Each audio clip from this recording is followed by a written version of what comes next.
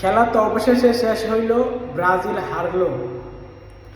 এরপরও কিছু কথা থেকে যায়, কিছু কথা বলতে হয়। যেখানে সবাই কোচের আলোচনা, কোচের প্রশংসা করে, সেখানে আমি কোচের সমালোচনা করতে চাই।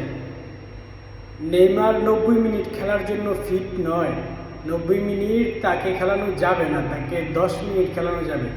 নেইমার হচ্ছে সেই প্লেয়ার যে বাঙ্গা পানিও সে 90 মিনিট দৌড়াতে পারে মাঠের মধ্যে এবং দলের জন্য সর্বোচ্চ চেষ্টা করতে পারে।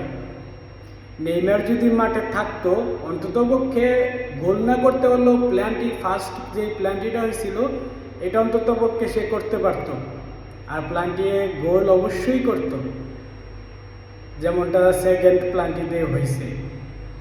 তো যাই হোক, 90 মিনিট খেলার জন্য যেহেতু নেইমারকে নামানো হয় নাই, আর ব্রাজিল আহামরি কোনো ভালো খেলে নাই। যতটুকু 90 মিনিট এবং 100 মিনিট তো খেলা হয়েছে, 100 মিনিটের মধ্যে ব্রাজিল আহামরি কোনো কিছু করে নাই। আর নতুন প্লেয়ার দিয়ে অভিজ্ঞতা ছাড়া কোনো কিছু করা যায় না।